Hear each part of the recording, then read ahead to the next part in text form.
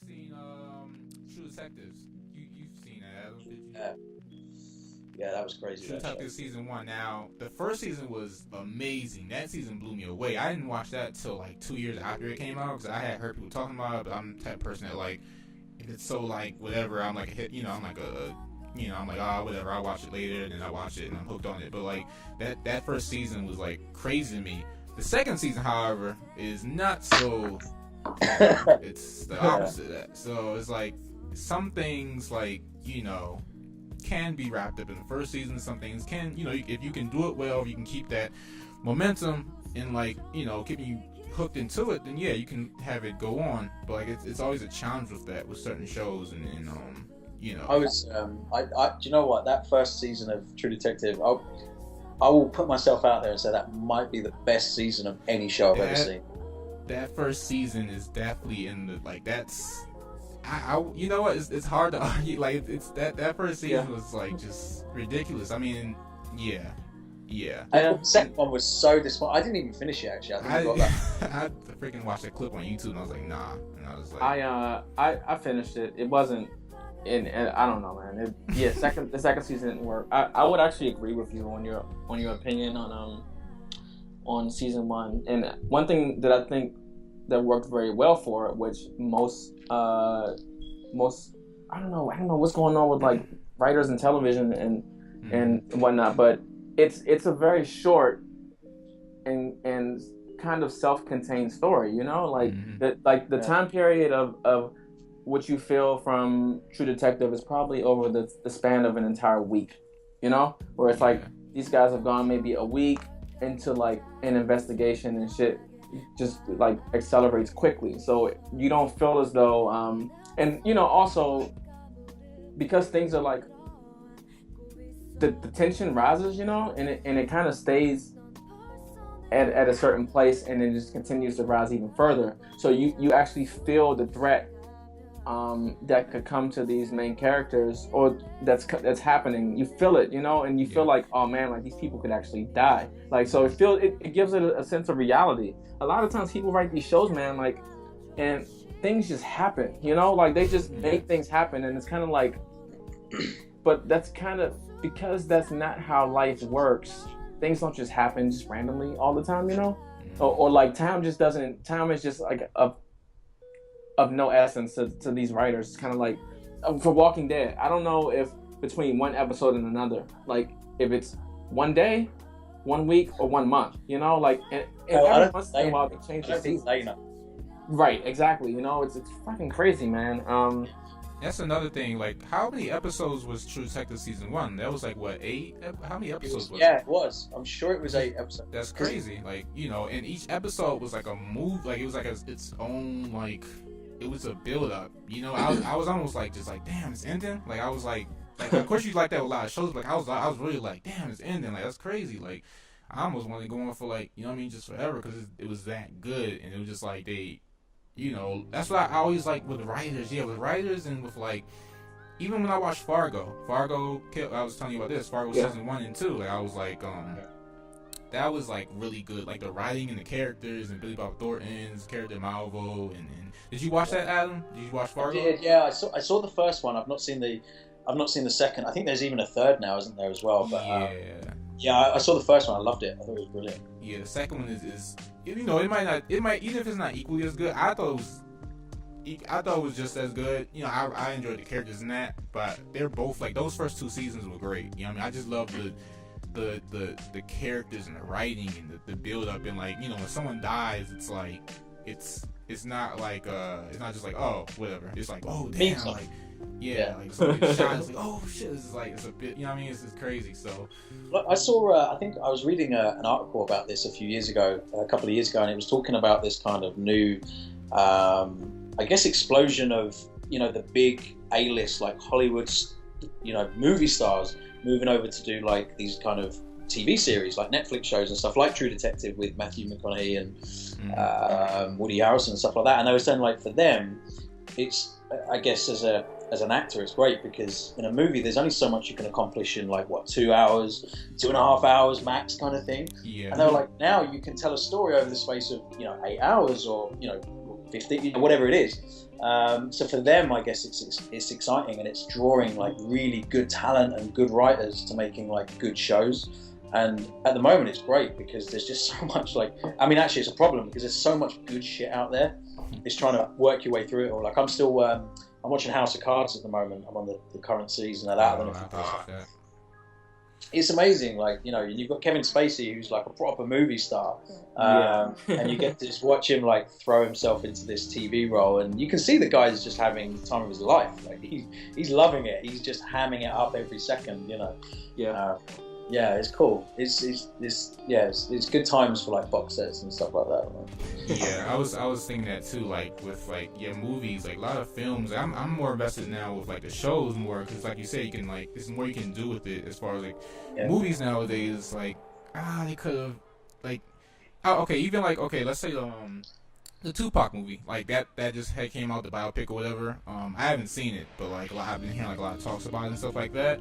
And they were saying how like it seemed rushed, which I'm not surprised. Like with stuff like that, like you have to take your time with it, you know.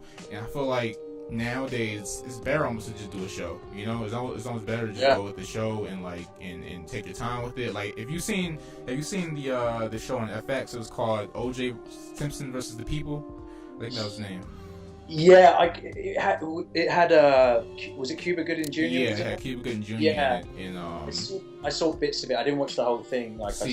Yeah, and watching that, I was telling Kel that because I mean, of course he's older. You both are older than me, so you probably know more about the case and what was happening. But like me, it was like seeing that, like even if it was like, you know, it was the show and it was a depiction of it, but it was interesting seeing that whole thing play out. You know, even though I knew what the ending result of it was, but it was like seeing it all play out like that instead of like a movie where it was like just too rushed. It was cool seeing episode by episode the characters, what they were going through, and like, you know what I mean, that was a dope show to me, like in the way it was shot, and like, you know, I thought it was pretty good. So I had a similar experience recently with again, it was another Netflix one. Is it Narcos or Narcos? I don't know how to pronounce it. I'd say Narcos.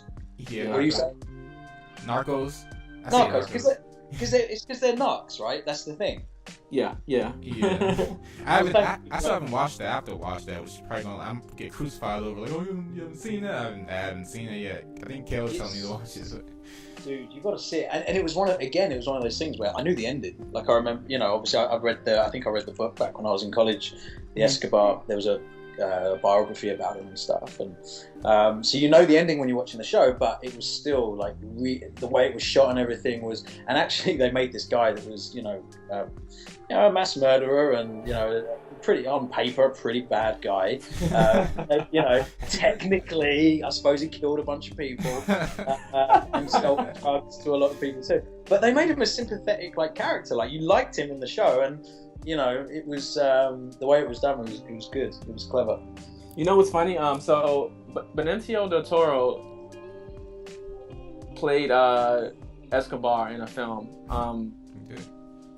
and I watched that film after watching season 1 of Narcos. I haven't watched season 2 yet, and Benicio del Toro is fucking scary, and he makes that character feel even more intense. Like you said, that show kind of humanizes him, and you feel like levels of empathy, or like even just like, oh, you can kind of connectivity. But then if you watch the Benicio del Toro film, I'm actually gonna look it up right now. You'll be like, actually no, like he was like he's actually he's the murderer that they talk about. He's very fucking scary. Like he asks you to do favors. He probably is planning to kill you after just because he's paranoid. Yeah. Like it's just like everything about him is just like. Like by the end of the first season, I was like, he's not such a bad guy. Really? He just wants to provide for his family, and I'm sorry. So he killed a few people and a few cops, but who hasn't? I mean, come on, give the guy a break. That's funny. Like Benicio, but even like the character Benicio del Toro played in Sicario. That character was like he played that character like pat too. Like that scene, man. That scene. Did you see that, Adam? Sicario. Yeah. He's at the dinner table, man. Even the whole movie, but like he was like, man, it was just like that was. So check out Escobar, Paradise Lost, and actually if you just look it up right now and look at the movie poster, you'll be like, I probably would not want to invite Escobar to the family function, like It's called because Paradise Lost. I Paradise love Lost. how Benicio del Toro is like that go-to guy because he also played Che Guevara as well, didn't he? Oh yeah. Damn. Yep, and two films. I started that, man. I need to finish that part two, I think. Yeah, he's I think he's in the new Star Wars movie as well, isn't he? I heard the other day. Yeah, he's Yeah, in yeah, it yeah. too. The Last Jedi. That looks. Oh, okay. That's exciting. Oh, snap. He's It's an coming. he's an actor, man. That like I have to see. You know, like Yeah. and Yeah. somebody I was reading a book earlier today actually, where it was saying how this one anime film director, his name's Satoshi Kon, he when he sees actors, he doesn't see them as the character that they're playing. He sees them as who they really are.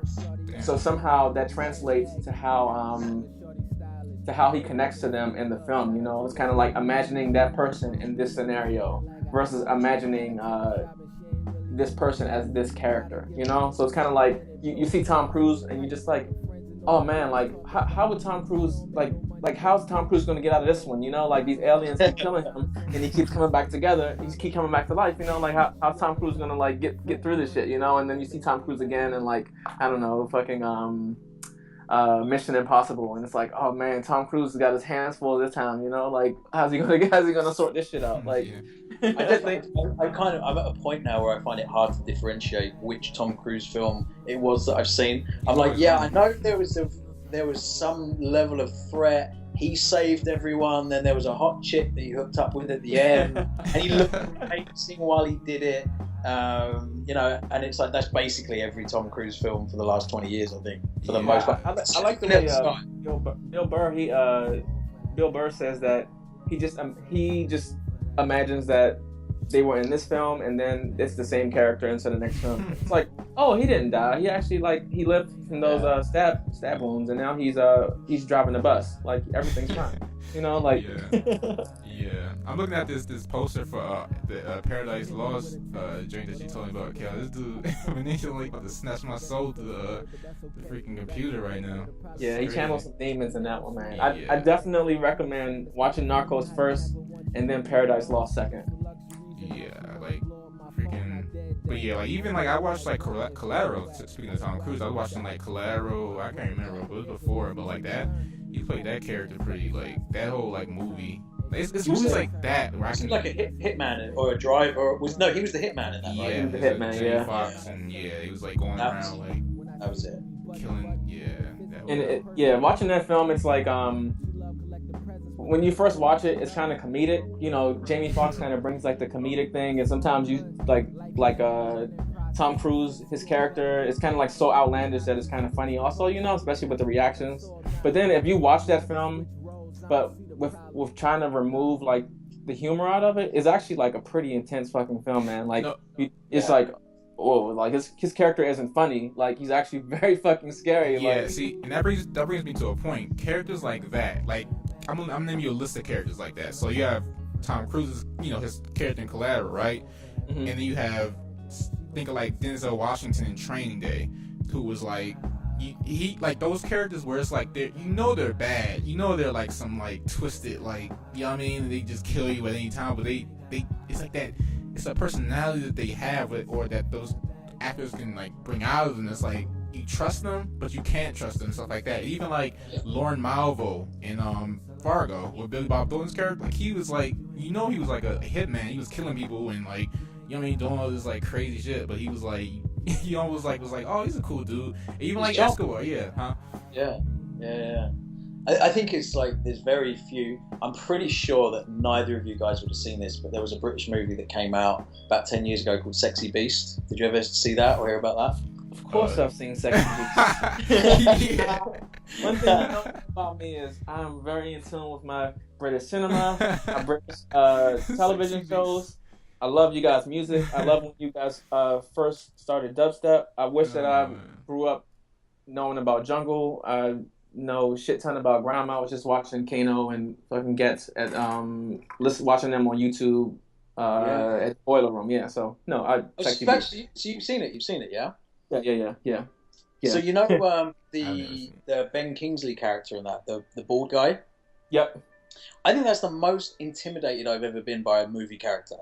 Like this guy he just threw himself into the role or whatever, and yeah, like he was so menacing in that film. Like it's a stressful, I don't know, it's a stressful experience to watch it. Do you know what I mean? And there's very few instances like that where someone really genuinely kind of gets to you like that. But yeah, he was nuts in that movie. Oh, I see it. I just looked it up. Yeah, I'm seeing like pictures of it. Yeah, he I don't know, man. Sir Ben Kingsley, he's in my list of like A-list actors to begin with. You know, he definitely like owned that role. Yeah, man, it was fucking scary. I was going through like a huge British crime phase, you know, where it was just like all British crime, like and yeah, layer cake, like okay, like the British gangster movies, like Lock, Stock, Snatch, yeah, all of those, man. Snatch. He definitely like embodied that he embodied that character of like just dangerously charismatic, man. It's just like, it's fucking it's scary. I mean, I honestly, because I'm familiar with like the crime system and the way it works here in the States, you know, and coming like learning about how U.S. crime system works later, you know, and just seeing how like I mean, you guys are just a different animal over there, man, you know. I mean, we like, I'm pretty sure you probably will look at us and be like, man, you guys are fucking crazy. Like, you all got guns. How many people died in Chicago over that one weekend? You know, like, it's like, you all will probably see us as like, and we're wild as shit over here too, you know. But like, when I look at like the British crime cinema and like it's just like, I don't know, man. This shit is like, it's such a different like monster, you know. It's like, yeah, I think there was definitely there was a time period like back in I think it was like 60s and 70s where you had kind of like the East End gangsters and stuff, like, you know, the Krays, obviously the story of the Krays and stuff. Right, you know, right, yeah. Tom Hardy, played as yeah. So he played him in that movie, and he played both of them, which was I still haven't seen that actually. I need to see that. But at the same time, there is also, you know, there is a glamorization there. Don't get me wrong, because like there's a friend of mine who's a rapper. I'm not going to name names, but he's a rapper from Queens. Okay. And we've worked on a bunch of shit together, and and he's a friend. Like, you know, we kind of got to know each other pretty well through music and stuff. And he sent me this picture, and it was a few months ago, and it was kind of like a selfie, and there was a gun like in his, like, you know, sort of tucked into his waist. And he was like, "Oh yeah, like I've just bought a new gun." And I was like, "Dude, what are you gun, man?" Like, you know, like I'm sitting here in like my living room, do you know what I mean, drinking my white wine, like, do you know what I mean? Like, and I was like, "Why are you carrying a gun?" He went, "I've got to protect my kids. So I've got kids, I've got to protect them." And he was like, "What about you? Like, aren't you in the same position?" I was like, "Dude, someone kicked over a dustbin recently around the corner, and it made like local headlines." We're on a different page. Do you know what I mean? It's not. But you know what, man? Like, you guys have like that like stabbing sensation over there. Like, you all don't have the guns, but like when it comes to like stabbings and all that, and it's just like, oh my god, like, so everyone's like a potential like it's like kind of getting bit by a shark, you know, like a one-tooth shark or something. It's like it's just crazy. That shit is crazy to me, you know. And it's just like it's again, like, even in your rhymes, you know, like in our rhymes, in a lot of our rappers' lyrics, it's like, you know, you get shot full of holes, and that's life, you know. But over there, it's kind of like, well, you get poked full of holes. Like, it's just kind of like, remember that movie? We tend to get a bit stabby from time to time. So just, you know, a little bit. I think of like movies like the Green Street Hooligans and like Foot Soldier. What was that movie called, Kel? The Foot Soldier with like Rise of the Foot Soldier. I think of those movies when I think of like crime and like layer cake. When I think of like the UK and like stuff like that. Yeah, like I said, like the box cutters and like, you know, like the like the jumpsuits and the Adidas and like I mean, maybe that's like old school. Like that's what I like used to think of mostly watching those movies. I mean, it goes on. I mean, I perfect accent, by the way.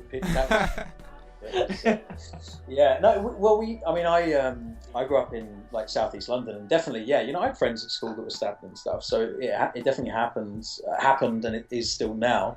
But since I had kids, I wanted to get out of like the city, so I live just outside of London now, and I live the most kind of leafy, quiet, like suburban little life, where my neighbours will like tuck in the wing mirrors on my car for me, just so no one nicks it on the way past. You know what I mean? It's like a real kind of it's such a different world now. But yeah, there is definitely an underbelly in the city, definitely where that shit happens. And obviously we have the kind of impoverished areas in London where the council estates and stuff, and some of the more rundown estates where it's a problem. Yeah, man, because like I always imagine like when I go over there, like the first thing I want to do is just go to a rave, like I want to see like I want to get wherever like DWE is and he's like doing a show or something. Like I want to like get in that crowd, like straight from the airport, just like bring my bags and just go straight there, like But then I think because I've watched so much of that like kind of fucked up cinema, it's at the same time it's like, man, but if I step on somebody's shoes or like bump somebody the wrong way and like here I am a yank, like yank. Just like what are my chances of getting like stabbed up, like I'm just like and it's a very fucked up way to think, because I know people come think like as soon as you come to America, like like you're gonna get shot. I mean, we have stores named Target, like how much more like how much more gun related can we get, like the chances of, like you say, you get stabbed up or whatever, it's probably a lot lower than you think. Same as for me coming to the States thinking I'm going to step off the plane and someone's just going to shoot me. It's probably a lot lower than I think, But we had did you hear about like the London riots that we had? Which was, God, what year was that? That was like, how many years ago was that now? 5 years. 5 years. Did you hear about that? The London riots thing? The London riots. We heard nothing about London riots over here, man. It's strange because I was talking to my friend Celine about this the other day.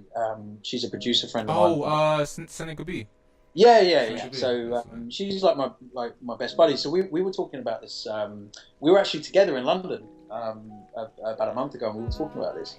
And I was saying, like, did you not hear about the London riots? It was a huge thing that happened over here. And I can't remember how it started. I think there was a guy that got shot by a police officer over here, which never happens. I know for you guys it happens, sort of 7 times a day. It's like boring when it doesn't happen. Right. It was a big deal, and this guy was unarmed, and turns out he was just reaching in his pocket to pull out his phone or whatever. Anyway, and London kind of went into just like lockdown, and everybody was like looting stores and like throwing bins through windows and starting fires and shit. It went on for like a couple of days, and it got really epic. And the night that it kicked off, I was in Brixton. I was at a gig. Do you know a singer called Morrissey? He used to be the singer in the Smiths. No. Oh, yeah, the singers. Yeah. So they're like an old kind of 80s, like kind of indie rock band or whatever. Yeah, and I've always been a fan of them. So I was watching Morrissey in Brixton, which was a terrible gig, by the way. He is awful. And he was one of my heroes. I was really excited. So it was disappointing on that level.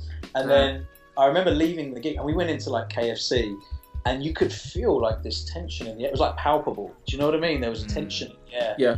And I remember looking at my friends and saying, like, I think we need to like go. I think we just need to get out of the city and get out of here. And it was that night that everything kind of kicked off. And yeah, it was pretty wild at the time. That's crazy. Yeah, I've in Baltimore, when I was living in Baltimore, there was the riot, I guess in Baltimore City. You know about that, Kel, right? I remember. Yeah. I remember my dad was like texting me, and like I think Bob was texting me too, like you alright? And I was like, and I think I was like living in the city, but like I never like had like I wasn't like. I mean, I was inside, but I didn't like see any like on my street anyway. But I was in the city when that was happening, which was like crazy, and cause that was for a little bit, cause I think a police officer had like I think he like one of the cops like broke the neck of I forgot the guy's name, man, but he like they did something where the guy like died, they like put too much pressure on his neck when they were like putting the cuffs on him on the ground. You know how cops be over here. Was that caught on video? Because I think I remember seeing it. They choked him it out. was, yeah. They died, like they choked him out. Yeah, that was in New York, I think. Was that New York or? Okay. There's so many, like it's like so many different like. The one that I saw, But you're talking about. it's because he was selling cigarettes. Oh, they thought he was selling cigarettes or something. Oh, that was Eric Garner. Was that Eric Garner? I should know that. But you're talking about Freddie Gray, Malik. Freddie Gray, yeah, he was in Baltimore. Eric Garner was one in New York that he was selling cigarettes. Right. And that was another one that like they probably were like in freaking like in the same time area of each other. I'm not sure. It seemed like it was happening back to back. But like yeah, that was one in Baltimore City when I was in Baltimore City, and it had happened. It was funny is I went to a case. I didn't go to a case, but I was like a you go in for what do you call it, jury duty, and I had to sit in for one of the cases for that. Oh really? Yeah, because remember I had gone in and I was like, oh, mom was like, oh, you're not going to sit in the case. You're just going to go in there. They're going to call your number and they're going to tell you to go home. Actually, I called in for a case and they picked me and I had to sit in and it was a cop and it was like they were like going back and forth and I had never seen it. Like I'm used to like watching like Judge Judy and like Judge Mathis and all these other like shows and it's just like it's all like theatrics. I mean it was theatrics, but it was like it was crazy how they were really like going back and forth. So that was my experience with that, which was pretty crazy. And I got paid for it. They spelled my name wrong and everything. They called me like Malik Brown. My name was Malik Lewis, and they like spelled my name wrong. They don't give a fuck, man. That's where I got my pen name from, Micmac, because I kept getting like voter registration cards under the name Micmac, and what? Yeah, they kept sending me like mail, and I was just like, so they didn't give a shit, huh? Like this isn't who I am at all. But because it's a combination of my name and Makai's name. Yeah. It was. I was like, that's kind of cool. I kind of like ran with it, Yeah, I didn't know about that. I just the whole jury duty thing as well, because like it happened because we have it here as well, and but over here like it's that thing that you go, oh shit, I've been called up for jury duty. I really don't want to do it, and like all of my friends, everybody I know has been called up for it, and everybody's been called up for it and complained about it. I want to get called up for jury duty. I've never been called up for it. Like, I want to do it. I want the fate of someone's life in my hands. Just, yeah, they don't see me fit, obviously, to be on a panel, I guess. Because what they do is like when they get you in there, they like they ask you questions depending on the case. I guess like the case I had was dealing with the cops, so they ask you like, did you ever get, do you have like any like ill will against police officers, or like have you ever gotten into an altercation with a cop, or like certain stuff like that, and like then they call you up and then like they have like the two what do you call it, the lawyers or whatever, the people that like protect, they talk for you and stuff like that, they choose you. And like they'll just be like you have to both agree, and then they get you in there. Man, my heart was like freaking pounding through my chest being in there, because I ain't never been in no freaking like courthouse, first of all. So I was like, I'm thinking like I'm in there sweating like I'm about to get like I'm about to get sent to jail or something. So I was just in there like looking around. I'm like heart's pumping, like can't freaking stay still. But like that was crazy. So it's fun. It's like watching TV almost. Like you just sitting there like and you can't talk about. You ever seen 12 Angry Men? That classic film. You've seen it, right? I've not seen it. No. Oh, I've not seen it. My brother you've seen it though, right?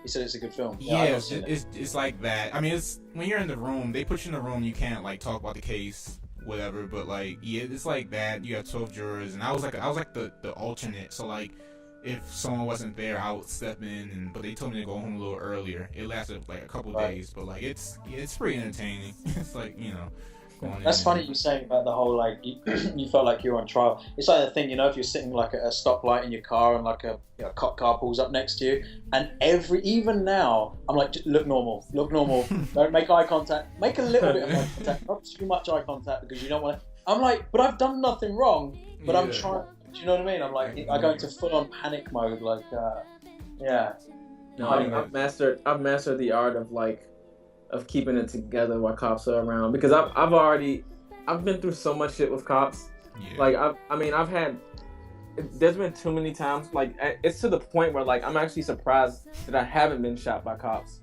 because they've had guns drawn on me so much. Like I graduated from college in 2004, and right out of college I got a job teaching, and that between 2004 and 2005, I probably had at least 2 major incidents. Almost every other month, something was happening where like a cop would have their gun out on me, and like, I mean, one incident, like I was on the fucking ground in cuffs, and the cop was like telling me like if I move, he's gonna like blow my fucking head off, you know? Yeah. Like it was like that, you know, like it's just simple. It was like crazy, man. And so, you know, you get pulled over, and it was just like, you know, I was like super young. I just got in the car, you know, as a gift and everything, and it was just like I would just pull up to a stop sign because, you know, that's what you're supposed to do. And if there's like a cop on foot, the cop would come up to the car and be like, hey, let me see your information, you know? And like it was just so much, man. Like looking back on it, it's just kind of like, again, I don't even know how, because especially because I know like how often people get killed by cops, and you know, I just know how to like things get messy quickly, you know.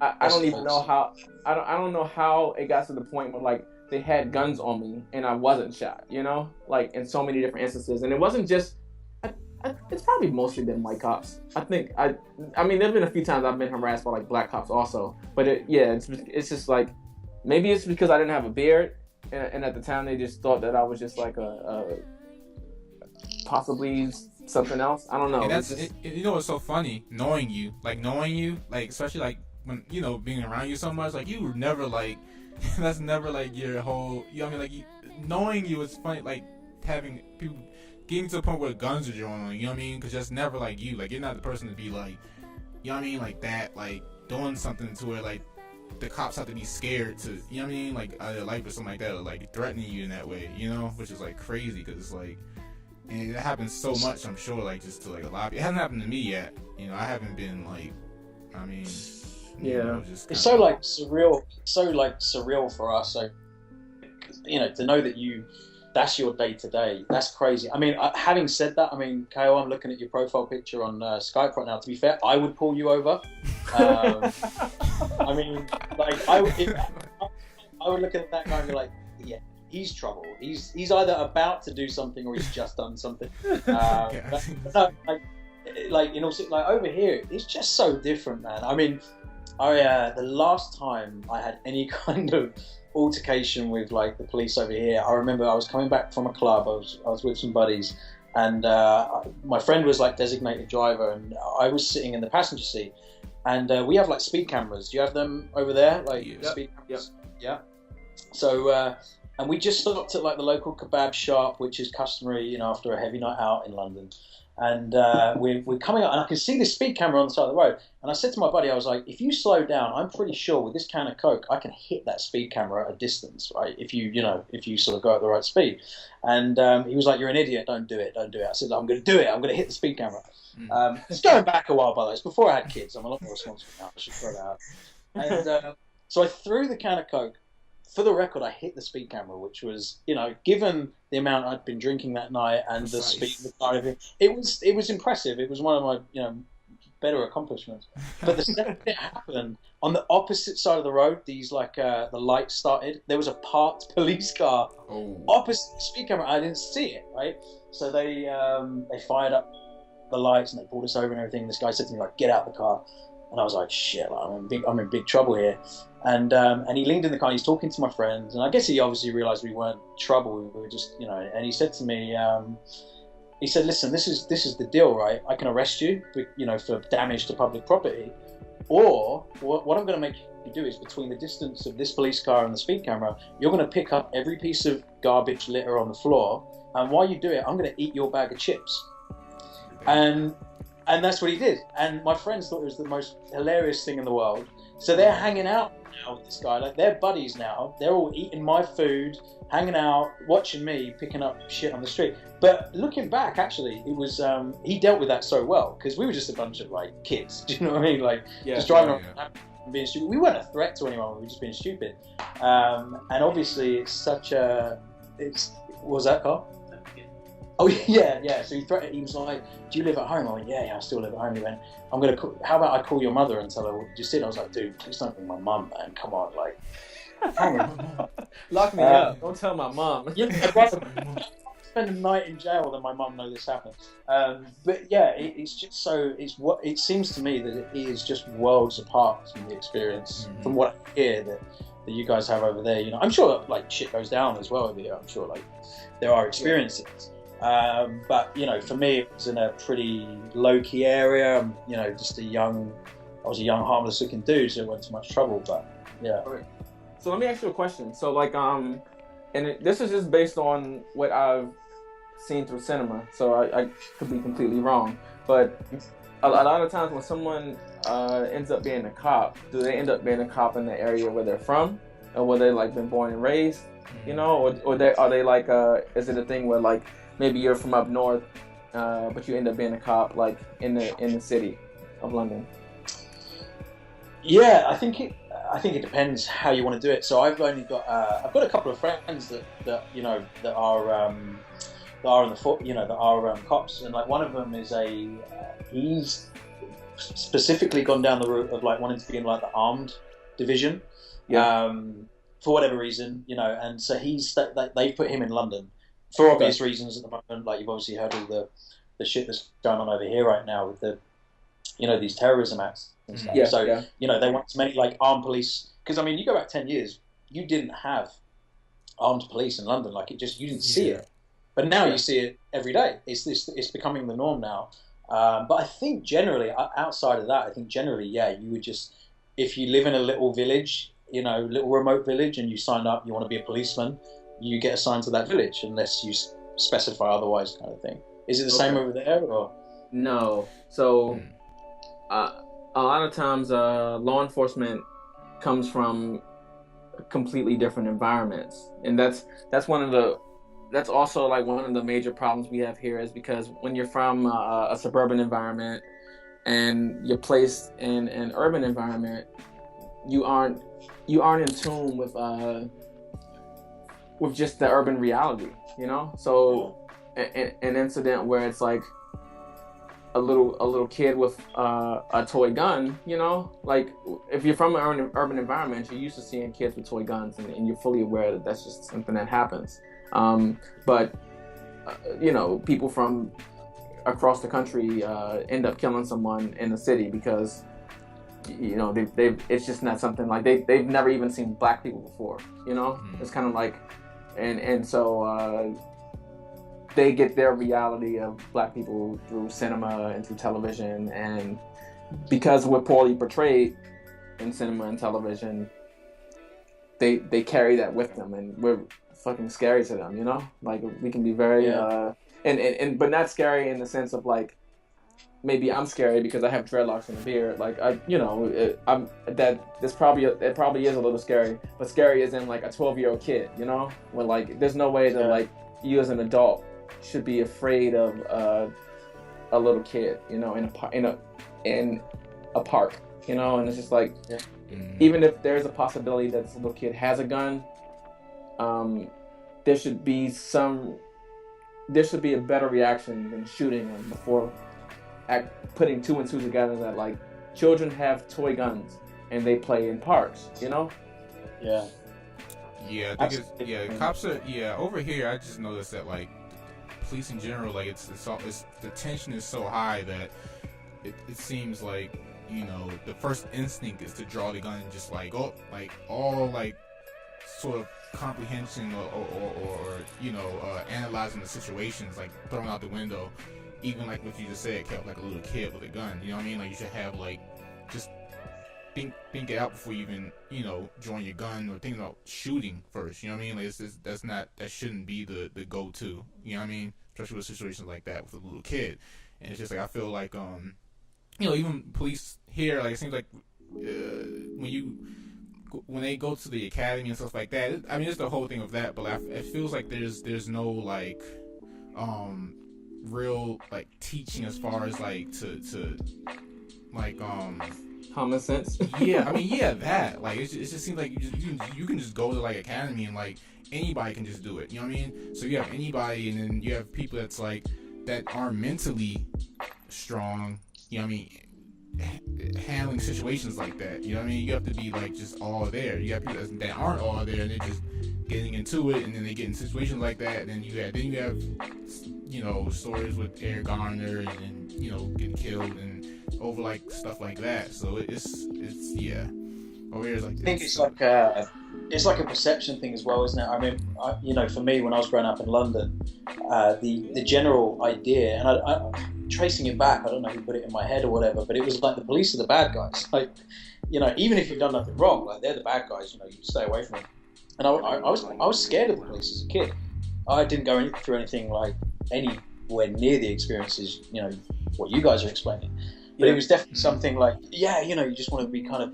But now that I've moved out into a much kind of quieter, sort of fringe area, like my kids aren't scared of or my eldest, like she's not scared of the police at all. She sees a policeman, she wants to go and talk to him and have a chat because he looks cool, because he's in a uniform and all that stuff. And the perception is different, and the general kind of feeling towards the police, in these kind of areas is just so different. Yeah. And the impression I get that out there is that it's very similar, that you probably, whether it's something that's put in your head or it's like a subconscious thing, is that like they're the bad guys and you want to stay away from them. And I'm sure some of them you probably should, but I'm also sure that there's many, I'd like to think the majority that are in it for the right reasons and are looking out for everybody, but it's a strange situation, right? Yeah, definitely. Yeah, it's dicey, man. It's dicey. Because I didn't grow up having fear of the police, and I myself, again, I hadn't had any like extreme run-ins with police until, like I said, after college. It was just kind of like and you would hear stories about maybe someone, like Rodney King, and, that was like the biggest incident, and there was a huge the LA riots, and I think there was a certain with the lack of technology there, I think there was events felt a lot more isolated, and then as I don't know, man, it's even when the internet started to come about, I guess there weren't camera phones there, so they weren't able to like capture and kind of put it like right in your face. But yeah, it was just like I was cool with police, everything was fine, and then all of a sudden it was just like something's not right. Like it's like as I like grew into like adulthood and like into manhood, it was just like reality just warped for me when it came to that, and it's.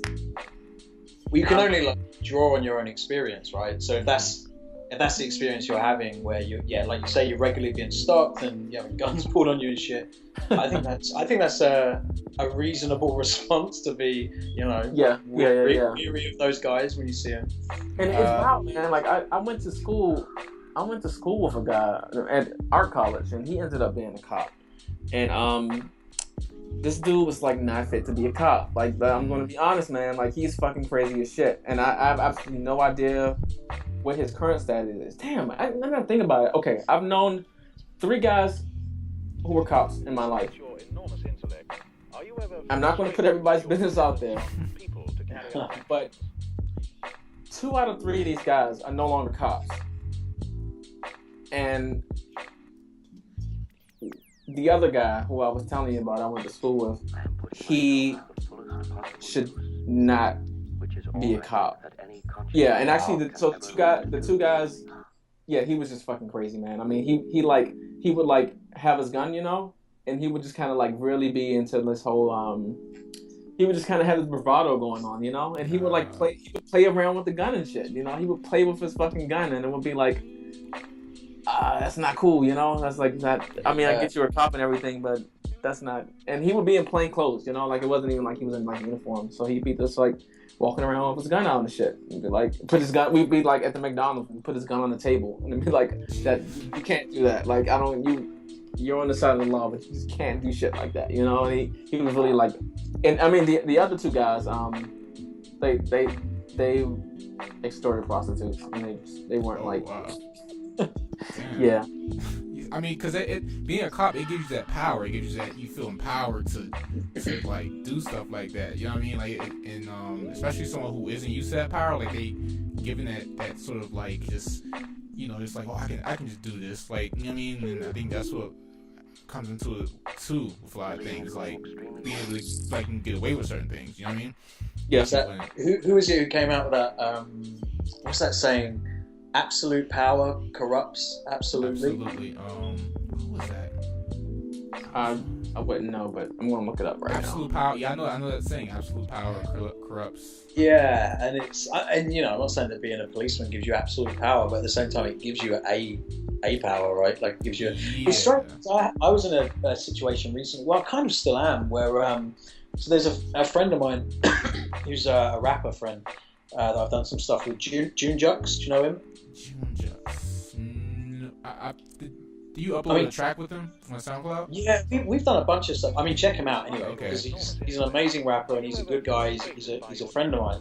And we were working on some music and we've done a bunch of stuff. You know, just like nod your head kind of basic hip hop stuff. Mm-hmm. And we worked on some tracks. I sent him a bunch of instrumentals because I'm always sending him like beats and stuff.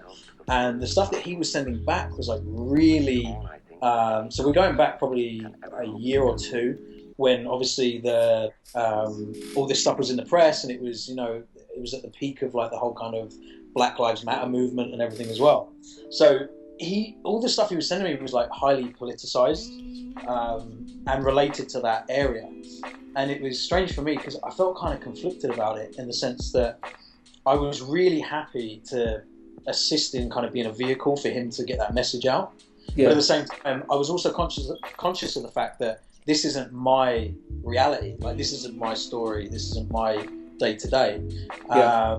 So it was, and we're sitting on a bunch of music at the moment, and we'll figure out what to do with it. I'm sure. I mean, he'll probably listen to this. You know, we have this conversation, but it's a strange one for me because obviously for him, that's his reality. Like, that's his life. You know, he lives this shit day in and out, and he was putting that stuff on these tracks.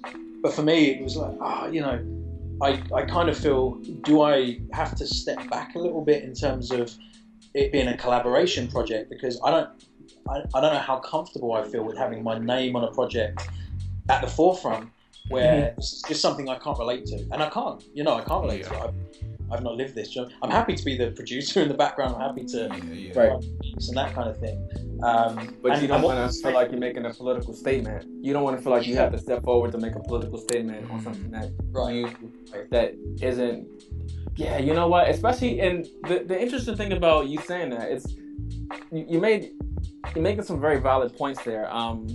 It's important not to try to speak on the story of another person, and it's just, that's something that Americans and I'll just get racial, white Americans have like struggle with, like I think that like sometimes white Americans don't understand why, and so that's where a lot of our conflict comes from, especially for people like especially for like people of color. It's just kind of like where we want to speak for ourselves, and sometimes we're not able to, just based on, I mean, the media speaks for us, you just have circles of people who speak up for you or want to speak up above you when we're just having a subject about us, where it's kind of like where there was Black Lives Matter and then came All Lives Matter, where it's All Lives Matter trying to speak up, overspeak the reality of Black people speaking up for themselves,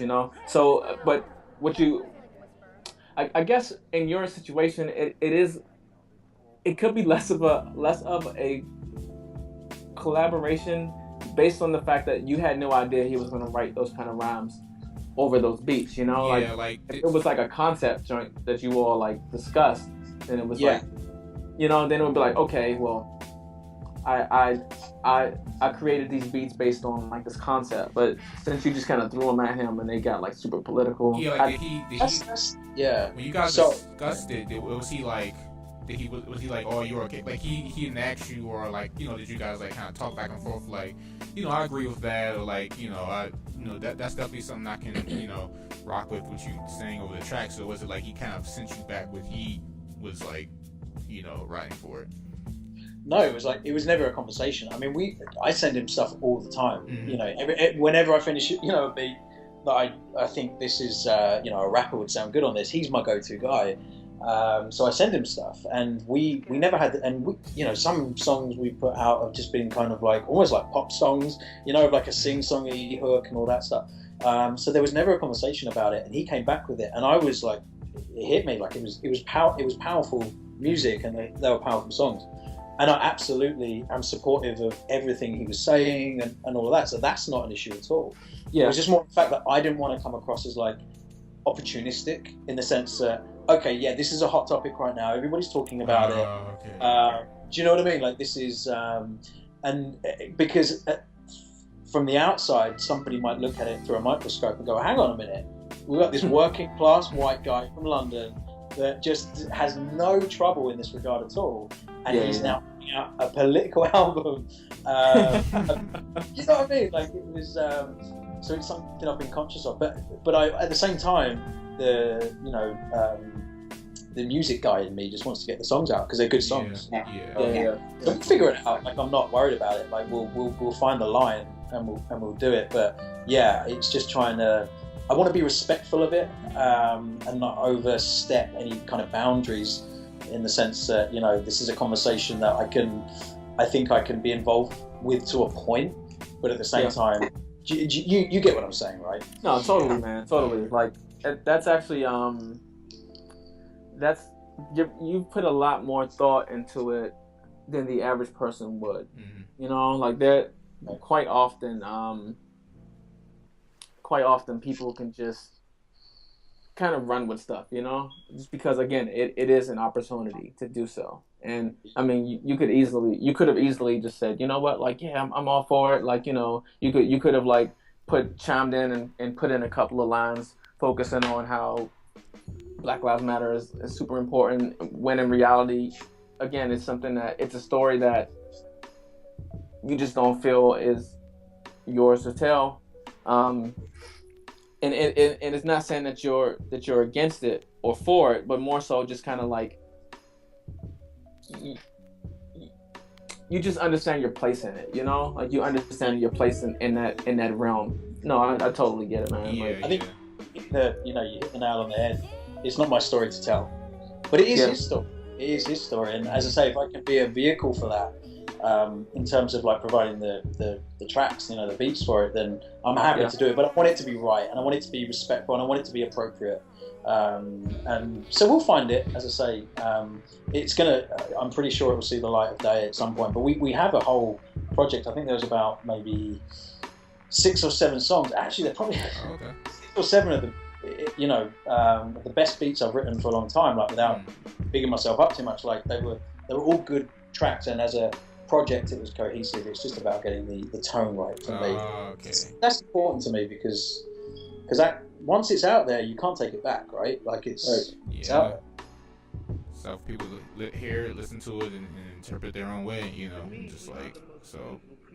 Exactly. That's interesting though, because I've do you have like, I mean, because when I make songs and I collaborate with artists, I don't really collaborate with a lot anyway. I just started doing that like recently because I was like, working on my own stuff. But I collaborate with different people, like Play from Virginia. I've probably done more songs with him than anybody else. But like, we'll discuss certain things, like the topics of like what he'll talk about sometimes, which I enjoy that process of just like discussing it, and like he'll ask me like, should I like what should be the vibe of like the track, because he'll have I'll send him stuff like you say, you send the guy whatever that's how I with Play. I'll send him like just my dopest stuff, and let him kind of like take it from there, and like whatever he comes up with or how he feels when he listens to the songs. But we'll discuss some like the topics or the matters, what he's going over the tracks, and like I have confidence in him that he'll do it because I know what he does. We both know what we do, and I think that's the important part, is like knowing what each other does. Same way I am with Mikhail, he does my art and stuff like that. Like we both, I'm totally confident in what he does. So I never like he does anything with me or for me with as far as the art goes. I just give him an idea, and I know that he'll take it to a whole other level. So like I feel like communication, just like that's also another part in collaborating a lot. Yeah, I agree. By the way, that I think it might have been the last track you did with Play Stay. Yeah, Stay. Yep. That was a tune, man. Like that was a banger. Yeah. I love that. I listened to that a lot when you dropped that one. But yeah, the collaboration thing's weird, right? Like it's strange and it's different with every experience. And I think sometimes you have obviously you have a different connection with everybody you work with, and there's some people that I've worked with. As I say, talking about June, the rapper guy, like it's a very organic thing. It's very it's easy. It's not work, and I just know I'm in safe hands with him. I think he probably feels the same way. And then sometimes you work with other people, and like the communication is different. I've worked because I love working with singers as well. I've heard you. Yeah, do a couple of joints. Yeah, you did one with Sophie Myers. You did another one with a lot of people. I remember listening to some of your older. Yeah, like me and Sophie have worked on like a ton of stuff. I mean, I've got probably about 6 or 7 songs on my hard drive that we did that, again, like haven't seen the light of day, and maybe they will, like when it's right. Do you know what I mean? Like we've done some. But she's a great example of somebody that I'll send her a track, and she will send something back, and it's so like, and she's amazing, man. Like she's so talented because, and she's so young as well. I was she's like younger than me.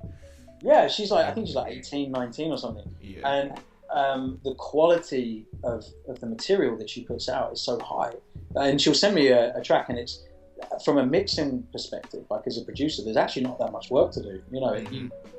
Obviously there's stuff to do, but then there's other people that I've worked with, and maybe it's not quite as natural, and you've got to put in a bit more work for it. And there's those. I think there's those collaborations where sometimes it feels like, for me, I'm doing the job as a producer. So like literally, my job is I've given them a beat, and that's my job. And they're going to do their thing, and I've just got to then mix it, make it sound good, and then it's done, and then they're going to do what they want to do with it. That's very different in my mind to a collaboration, in that it's a two-way thing, and it's an expression, a mutual expression of ideas. Like I take, again, Celine, for example, we've worked on, so much music now over the years where it's, you don't even think about it. Do you know what I mean? Like we just send each other stuff, and you kind of, I go, okay, I know what she's doing here, and I'll take her lead, and I'll do my thing with it, and it's a back and forth, right? But it's different every time. But I love working with other people. I think it's so much satisfying, so much more satisfying than just for me working on my own. Like I get so much as a producer. I get so much out of that. Like I find that. Yeah. So let me ask you guys something. Because I just like YouTube your name the other day, Malik. Yeah. And like I was like searching, and there's a lot of people who have rhymed. There's a lot of people who've like rhymed over your music. Yeah. And there's also just a lot of people who just have your music and they posted it on their YouTube channels. And so there's certain people that like I talk to, like if you might know the Sheck Sounds yeah I've seen your stuff posted. I've talked to them personally, and it's certain people. If you see my music posted on the pages, I've talked to them, and they've contacted me, and we've like, agreed that you can, you can post my stuff. I totally agree with that, and that's something that we've discussed in private. They've emailed me and we talked it over. But like, I guess like, other people. I've tried doing that, seeing like if there was other people that like. I didn't see too many. I guess I know the people that post my music as like the music itself. I know like a handful of people that I know I've talked to. They post my music just to like get out there, but as far as like people rapping over it, and most of the people that raps over, I've talked to them too. Now like, I'm pretty sure there's other people that have like done it. They might not be as big as the other ones, but they've rapped over it, and it's just like it's so much you can control over it that I've learned. You know, I mean, that's why I kind of like. Remember, I told you the story when I first started, and that lady rapped over my beat, and then she like named it like another whole other producer, and it was like Skittles something or something like that. I was like, that's crazy. And then like, yeah, and I was just like, whatever. And I went to SoundCloud, but I haven't had that type of like, you know, because I mean, and at this point, I've kind of, you know, not built my name up, but like people. You've heard, you know, you've either seen me or seen me collaborate with someone, so people like know me in that sense. I'm not trying to say like, I'm so big, like, but like, you know, you will see my name at this point, or have to, you know what I mean? So it's kind of like I'll get word back in some way or another if you've like, Okay. you know what I mean? I have people, you know, people like tell me like, yo, I've seen your, you know what I mean, like one way or another. Like, I'm even on Twitter. There was this guy like, he was like. Ryan, he was like, you know, freestyling over my beat, but like K the Infinite, I think you know K the Infinite, Adam. Yeah. K the Infinite, yeah. K the Infinite. You know. Hey guys, give me 1 minute. Carry on this train of thought. Okay. My daughter's crying upstairs. I'll be back in like 1 minute. Okay. Okay. Cool. So yeah, go for it. Yeah. So yeah, like K the Infinite, he hit me up. He was like, yo, he didn't even hit me up. He like mentioned me in like Twitter or whatever. He was like, yeah, this is my man. Clown with her, right? And the guy was like, oh, and like me and him are cool now. You know what I mean? The guy that freestyled over it, like me and him are cool. He's from like Spain. He's from Amsterdam. But like I'm cool with him now. You know what I mean? So it's different ways of like I got, you know, like say for you for instance, you'll tell me. You know what I mean? Like I have people that tell me, and if it is a certain whatever, I'll deal with it in that aspect. But for the most part, it's you know, it's getting my name out in one way or another. But I deal with it the way I need to deal with it. You know what I mean? I think of it that way. You deal with it, huh? It's done. I mean, you know, I mean, like if it does become like whatever, like I was seeing like my friend Flavors, his beat. He was selling this beat for like $20, and this is back to the conversation where you telling me like how people like don't want to pay for nothing, but like he was selling this beat for like $20, and the guy, I guess it was this guy and his girlfriend. His girlfriend was the singer, and his girlfriend had a song over Flavor, my friend Flavor's beat, and it did pretty good or whatever, and it was a good song. Like it was actually like a chill song or whatever, but like Flavor was like, yo, you gotta pay me the $20, like you pay me the $20 or get the song taken down. Yeah. And like the guy was like messaging, like Flavors was showing like the DMs on Instagram and like Twitter. The dude was like cursing them out. Even the girl cursing him. I was like, yo, you nigga, you whatever, like you bitch ass, like, you know what I mean? It was like saying all this, like it was like some unnecessary stuff. It was like, damn, well, $20. But then they was like, then the dude, the boyfriend of the singer, was like, man, for $20 you gonna do all this? Because Flavors got the song taken down. You know what I mean? He put like a copyright thing. He was like, you pay for the beat or you get taken down. And they got like, publicized, like the song was publicized by some like Philly site or whatever, but like, it just goes to the point, like, just pay for it, either pay for it, support the, you know what I mean, like, shut the producer out, or get the song taken down and shut up, you know what I mean, like, it's either one or the other. So it's like, that got me, I was like, yo, they tripping, like, dudes is tripping out here, but like, yeah, they can handle it. We the producers, we fighting back, we gonna handle it, we got to, you know what I mean, like, we stick together, so it's like, yeah. So guys, I'm back now, by the way. Oh, okay. So yeah, so I was telling Kel about just the, like, as far as like people using our music, or like, if you sell your music and someone doesn't want to pay or something like that, like how you do your music, Adam? 'Cause I feel like we were talking about you yesterday. Like I was saying that you because your music is on iTunes and stuff like that, right? Spotify. And... Yeah, so I kind of, I guess like recently, over the last year, I probably got a little bit more serious about it. And since I just thought, okay, well, it's out there and people are playing it, which is great. Maybe I should start taking a bit more like ownership and control over like how it's, distributed. I mean, it's a weird one for me because it's not my primary source of income, right? So, and I don't mean that in a... To sound flippant, like I wish it was, like, and I'd love that to be the case one day. No, but at the moment, do you know what I mean? So like I have a day job and I do the music thing and I love it, and absolutely, that's the dream, right? Like for that to be my main job. But I guess when I saw that it was growing a bit and more people were listening to my shit, I thought, okay, maybe I should start taking a bit more ownership. So. Yeah, I did the whole iTunes and Spotify thing. I'm not like too hot on because you see stuff pop up, like I think Kyle, you were saying earlier about when you just see people rapping over your stuff on YouTube or SoundCloud or whatever. It doesn't like bother me that much. I mean, sometimes you do listen to stuff and you go, "Oh, actually, yeah, this is pretty good," and then you make a connection. Then there's the other side of the coin, where you go, I don't want my name on this. Yeah, that's how that's how I feel too. Like I don't have like when I see it, like most of the time the people will message, like they'll message you or they'll message me or whatever. Like it's like they'll ask or we'll talk about it. That's the important part, is like talking about it, like just be going over something. You know what I mean? Just kind of building that.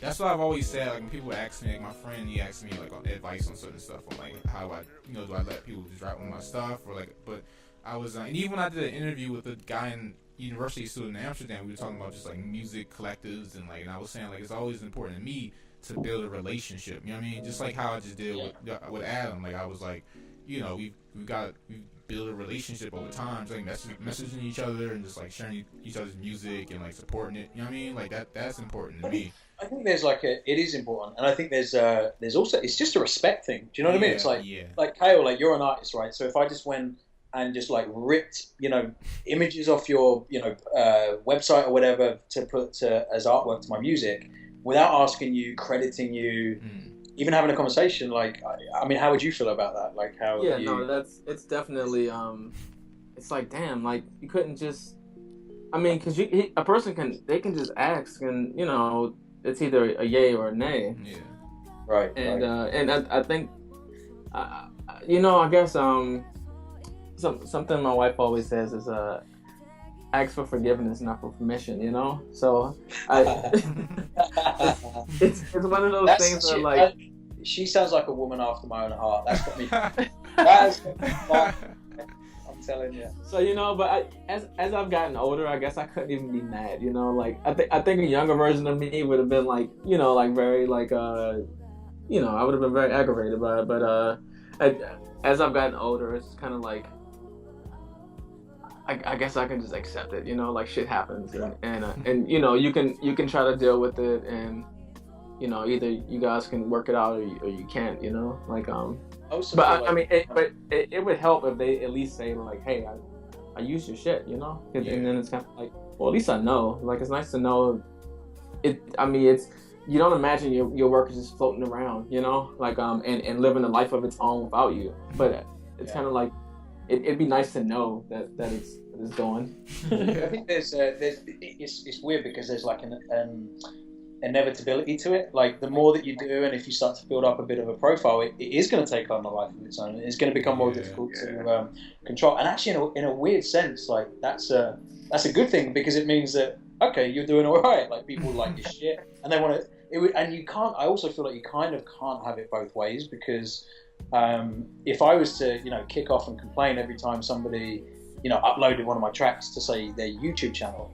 I've got to see that through all the way. But then there's instances where like that YouTube channel, like the Steezy guy. Yeah, Steezy. Yeah.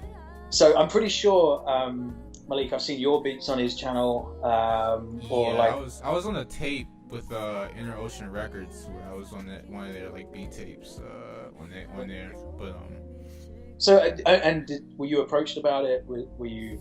Well, I was approached to be on the beat tape. I'm not sure if my individual track was on there. I've seen some of my friends on there. I feel like some of the people I know, they paid to get on there. I guess you can like either send it or you pay it's different ways to get on there. But yeah, I mean, because I saw that he put out a beat tape a few months ago, and he put one of my tracks on there. Oh. And it was somebody else that told me about it. They were like, "Oh, like you're on this Steezy thing." I was like, "Am I?" I don't know. Like, and I checked it out, and it was like it had like nearly 250,000 views. So it's like at this point, well, I'm not going to complain about that. I mean, I'm not getting paid. No one's approached me. No one's had a conversation with me. But at the same time, there is a level of exposure there that I'm not mad about. So appreciate, yeah. Exactly. So then I can't really go and start screaming at the guy that's done a really shitty rap over one of my beats on his channel. Do you know what I mean? gotta see it from both sides. So it's a tough one, and I think if you want to completely, totally manage your whole profile and whole image, then that's great, and I respect that completely. I've kind of taken the tact of I'm pretty laid back about it. I mean, if as long as like no one else is getting paid over like my shit and I'm not getting paid, then I'm happy. That's how I feel too. Yeah, because I've seen some people on Sound. Like, I've seen people like rap over my stuff. They had never talked to me, but I've seen, or they might have. You know what? They usually, for the most part, I can't be like mad because for the most part, people do send me stuff. They'll be like, "Hey, I did this," or you know what I mean. Even if they don't, like it's not anything that serious. You know what I mean? Like I'm not like I don't need to put all my energy, like you said, into like screaming somebody's head off, like take this down, like you know what I mean? Like I'm asleep. Like it's not that. You know what I mean? Serious to that point. So I totally understand. Like I'm the same way when it comes to that. Like it doesn't get to like it all depends. You know what I mean? Like you said, if you're not getting paid, I'm not getting paid. Like it's you know what I mean? Like it's just like exposure or whatever. But it's maybe they approached you, Malik, and they didn't approach Adam because Adam has you can buy his shit on iTunes. So they're like, oh shit, he's like he's big business. He's serious. This might cost us a penny, so let's just sneak it on. He doesn't need the money. Clearly, I mean, look at him. Look at our picture. This guy doesn't need 100,000 views on this song. Yeah, exactly. Just need the money. Yeah, I mean, everybody listening, I need the money. All right, guys, I need the money. I'm kids, big right? Balls, yeah, but you done like your music is amazing though. Like you do like amazing music. I've been rocking with you for a while now. You know what I mean? Like you're one of the few people that like I can say like listen to your music that's inspired me, or like I was still like wow, this is like crazy, or like you know what I mean? Like really been blown away in that aspect of it. So like like your Sundown EP. I'm looking at your songs now. Did you take a lot of them off, or did you have like Well, thank you, by the way, firstly. Yeah, I kind of stripped it back a bit, because you get to a point. You probably had a similar thing where you've been putting stuff out for a while, and it's all a bit all over the place. And so I kind of I tidied up like my SoundCloud a little bit, and I was a bit more specific about what I put on Spotify. Like, that Sundown EP. It's funny because. That was the first like really, I guess, serious thing I did. Like it was a proper, it was a little project, and I meant it, and it meant something to me at the time, and I put it out, and it got a good, it got a really positive reaction, which was amazing. But I listen back to it now, and it's like it's painful because because you're growing all the time, and I'd like to think that I've grown, I've probably grown more as an engineer than I have as a producer in the last couple of years, or in the last year even. So I listen to that, and from a mixing level and from a technical level, I'm like, that would have sounded better, and I would have done this different and stuff. And it's fine because it's a process and it's a learning process. But I wanted to put that on Spotify actually, but I wasn't sure because it was quite sample heavy, and I was a bit scared. I was a bit scared about like, do you know what I mean? Like, because I've only heard some of the newer stuff. I haven't gone like back in your archives yet. But I was gonna say like a lot of your stuff sounds like it didn't sound like very sample based, and it was like it just had, to me it was layered a lot. I was kind of like giving like a compare and contrasting between like you and Malik's music, and I was saying that like you had like a lot of different layers, and there was just like a lot of range there in your stuff, and it reminds me of a buddy of mine. His name's Steven, and we're going to get him on the podcast at another time. But your stuff reminds me of his, just like as far as range goes. Yeah. But yours is like definitely more on a like melodic kind of like carrying a song. Like it's yours feels like less of a looping like technique, Yeah.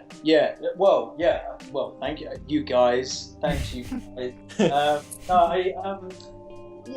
tried to, I guess, get out of that mindset and of that kind of like that 4-bar loop I guess, mentality. And by the way, there's nothing wrong with that, because some of the when I get home and I've had a long day at work, what I'll do is I'll throw on like a Dilla playlist on YouTube, and it's 4-bar loops, but he does it in such a way that it's like it never gets boring. It's constantly, the slightest change or whatever, and it keeps you hooked.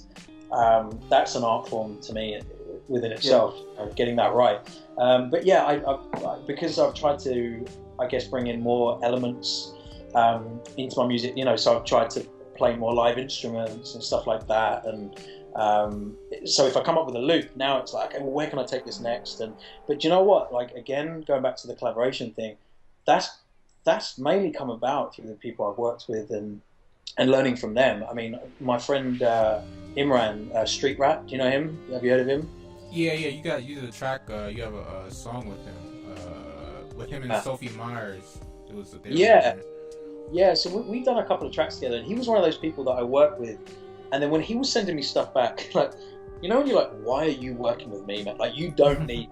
Do you know what I mean? Like, he's a proper musician, right? Like, I'm just a bloke that sat in my room one night and banged around with a drum machine and a laptop and made some noises. This is a guy that knows music, and we would go have a back and forth, and he's obviously the way he approaches things is like different time signatures and chord structures, and there's a whole technicality to it that I can't even begin to understand. So I guess working with him, and he would send me something, and I'd like send it back, and he'd go, oh, this thing is slightly off, or whatever it was, it's just slightly out. And I'm like, I can't hear it. I cannot hear it. And it used to like worry me, because I'm like, my biggest instrument is my ear. Like, without that, So, but I thought, you know what, I'm going to learn from this guy, because he's, a lot more kind of classically or traditionally trained than I am. Yeah. And it's, I guess, working with people like that has helped me to take my stuff to the next level, because, you think, okay, I want to see what I can do here. I want to take this beyond just being like a 3-minute looped hip hop beat, which, again, there's nothing wrong with that, and there's a time and a place for that. But trying to do something a bit different, and I think that's where collaboration can be really fascinating, because if you're willing to learn, and if you're willing to kind of open your ears and be open to what people have to teach you and show you, you can learn some crazy stuff. Yeah, totally agree with that. Yeah, and that's like just surrounding yourself with like people like that. Like either on just as talented as you or more. You know what I mean? Like, and that's even with you, like, listen to your stuff. We haven't collaborated or anything like that, but like, definitely like we need to do that, by the way. Like, I'm totally down for that. That was gonna be my next question. Yeah, we need to make that happen. Yeah, man, because that would be dope, and now I'm pretty sure I can learn from you. You know what I mean? Just from that, because I'm even when I think like what I'll be making like years from now, like it'll definitely be different. Because I've come from, I want to be able to do more like jazz oriented stuff. You know what I mean? Like, just kind of to differentiate with my music a little bit. You know what I mean? Just like different variety, and I want to be able to do like just use different sounds and really experiment. You know what I mean? But that's to be right. I always want to do it right. I never want to force myself. I want to make it to where it's like it feels good doing it. You know what I mean? Like, and I feel like some with you, or like even with Kel, with Steven, working with people like that, or even my friend Gaspacho, and just like learning how to do different stuff, like with whether it be bass line or synths, or like, you know what I mean? I just want to be able to like just soak it up. You know what I mean? Gaspacho's crazy, by the way. Like, his stuff is really. Yeah, I was telling Kel, Gaspacho actually does my art too. He's Oh, really? Yeah, we met like years ago, and we've stayed in contact, and he's done like a lot of my art too, and I talk to him a lot on daily basis, and he's like, I always tell him, I'm like, yo, he's always been someone that I've been like, if there's anybody else on SoundCloud that could like match my chops, and not try to big myself up, I'm like, usually I'm like, oh, I'm pretty, I'm pretty sound for what I can do, but like, he's always been someone that I've been like, yo, he could, like, that would be like a battle, like battling him with beats and stuff like that, or like musically, like he's someone that like I've seen as someone that could like, you know what I mean? But that's needed, to push me, and so yeah, he's crazy too. Same with you, like, man, you like, that's why I'm just like glad to be able to, be in company with you guys. Like, it pushes me, you know what I mean? Yeah. All your music. Well, I'm working on some stuff with ASO. ASO. ASO. Yeah. ASO. I feel like I've heard ASO. With the he does production. Yeah, he's a producer. He's on the with the Mellow Orange guys, and Oh yeah, yeah, and yeah. he does a lot more with like the Chill Hop guys as well now. Yeah, ASO. Yep. I know him. Yeah, I know Like ASO. his stuff is crazy, man. And like he's actually a buddy of mine now. Like we kind of have gotten to know each other over the last couple of years, and we're working on some stuff. And he's got that like his again when it comes to the melodic stuff and the keys because he plays most of. I think he plays most of his stuff live. Yeah. You know, like I think he's on the Fender Rhodes and shit like that. And yeah, his stuff is crazy, and it's just got that kind of it's that end product. The quality is there with it. Yeah. And so we've gone back and forth, and we've been sending some stuff over, and I'm looking forward to working with him because again, he's one of those artists where I'm like, you know what, he's going to help me to step up. Yeah. You know what I mean? Like he's gonna help me to boost what I'm doing, and I think that can improve your workflow, even if it's just changing how you approach it, because we all get stuck into like habits as well. I think sometimes I know I definitely do get stuck into habits of working in a particular way. I mean, I started working with this guy recently called Marley. He spells it MVLI. I don't know if you've seen him. We've done a couple of tracks together. Check him out. Yeah, I'll check him out. He's really good. He's from like Belarus.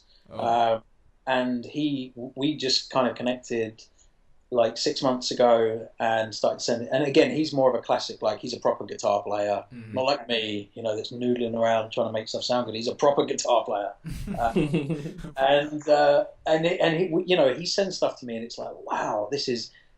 I've got to change the way I approach this track or the way I approach the process with this song, and that's amazing. I think that's where collaboration is. Yeah, that's all. That's what it's all about. You know what I mean? Just being able to learn, because you're learning. Like I'm like, no matter how good you get, you're always learning and just like improving some way. You know what I mean? And just student of the game. You know what I mean? In all ways. So. Yeah. Yeah, man. Yeah. So that's dope. And I just noticed, man. We did like. We did like 2 hours. We said we was gonna do 1 hour. We did like double 2 hours. Yeah. I know. You know what, Mike? It's funny because my brother came around tonight because we're gonna hang out tonight, and I said, "Yeah, I've got to do this call for like an hour. I'll be like an hour. It's fine." And he's been sitting there in the background, God bless him, playing PlayStation quietly. He's playing Battlefront 4 on silent, so he can't even hear all the text that he's going. Because by the way, I've been watching in the corner of my eye. And he's playing on my account, and he's bringing my general kind of score rate down, which is doing all evening. But he's pretty patient, so yeah, it's good. It's been good talking. Yeah, man, I'm glad we did this. I'm glad everything worked. I was praying. I was like, I hope, like like I said, I was trying to get the other guy Clancy on hand and didn't go too well. But I'm glad this went well, because I was telling Kale, I was like, yeah, it's gonna be a good one. You know what I mean? Just getting you on here, like I was excited to. I think we was both excited. We was messaging. We was like, yeah, we're ready. You know what I mean? Do it. And I was like, yeah, like, so this turned out good. And I have a lot to edit and chop up. Like, this will be Yeah, you got some work to do. Yeah, I'm gonna get the. But you could probably do a straight stream, man. I think I think I'm gonna do an hour. Like most people don't notice, but like when Malik you've been doing better at like keeping my time zone in mind, because you're like on West. Are you on West Coast time? I'm in Mountain Time, Central. Yep, Central. Okay, so yeah, like it'll be like I don't know, like 12 o'clock over there, like 12 a.m. and it'll be like 2 a.m. here, and then like a few of the podcasts, like I'd say like 2 and 3, like there were times where like I was just fucking sleepy as shit, man. I was like I didn't have like anything of substance to contribute to the conversation, and I was just like trying to like stay awake, but No, this one. It's nearly 11 p.m. here, so. Oh wow, yeah. That sounds. Yeah, I'm glad we did like the time you mentioned, because I was like, cause it's only like 3:40 here p.m. So, and I'm pretty sure Kale's time was like 5. Yeah. So I was ahead. So but I haven't even eaten anything today yet. I know. You know what? I was just thinking the same thing. Like we need to cook some. Me and my brother, we need to cook some food up now. But it's funny though, because this is essentially, I guess. I know you didn't label it, but essentially a hip hop or a music podcast. And it's probably the only music podcast I can think of where we have spoken more about movies and everything other than music The biggest challenge you now have is finding the little small segments where we actually spoke about. This is like we literally talked about like everything from Yeah, just right. like every single thing you talk about is crazy.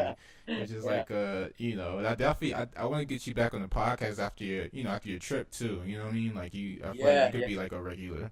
We just like shoot it up or whatever happens, or if we whenever you drop a project or something like that, just talk yeah, about it and just chill out because this was dope. You know what I mean? yeah. So Well, I'm here, man, and I'm about to, so I'm about to drop an album quite soon, actually, as okay. well. So yeah, we'll talk about that on the on the next one. I'm kind of in the mixing phase at the moment, so I'm Oh, okay, cool. Yeah, yeah, same. uh, So yeah, we both like working on our tape, where we're dropping. So I have stuff entitled mind yet. I'm still like in the process of that. I'm bad with names, but like I'm getting to that too. But like I'm looking forward to Horrible yours, names. man. Yeah, yeah, I'm looking same. forward to hearing yours, man, for sure. Like whenever you drop it, you know what I mean.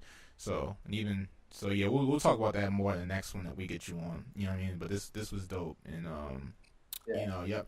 I guess like I'm bad with like I don't even think I did a proper outro to like any of these like podcasts. This is like episode 4, whatever. Episode 4, right, Kel? The fourth one. Yeah, this is Yeah, no, yeah. this It's is hard, 5 right? actually. How do you wrap it up, right? Because I'm the when I go out on like a night out with the guys, I'm the king of what we call the Irish goodbye. You heard of that? No. No. So if you're on a night out, when you get to that point, you're having a great time, everything's going great, but you hit that moment where you go, I'm done. Like I'm just done. I need to be home. I need to be on the train. I need to be out of here. And the worst thing you can do is like go around and say your goodbyes, because the minute you start doing that, everybody's like, no man, like stay, like we'll get Yeah. another drink. So what you got to do is you face the door and you just walk out. You just disappear. And the general rule is that if they've been drinking enough, they won't even notice anyway. So that's but it's kind of tough to do that on a podcast. Like it's just like oh, you Just just like, like yeah, just like, ADMD just left. Yeah, how's music? you know what, man? Like I don't get out much, but that's I like that custom. Yeah, I'm gonna start doing that. I'm bringing that to the States, man. Right, Like, it's the only way. It's the only way, and it's not rude. Some people would probably think it's rude. It's not rude. Just get, don't waste your time with all the go. Just get out. Just go. Just leave. It's time. again, everybody's drunk, so nobody even fucking notices. They just like the next day they're like, "Where'd you go?" It's like, but if you do it enough, then they just kind of know that's your exit. Just laugh. Yeah, I was there the whole time. I was the last one there. You guys all left. Exactly.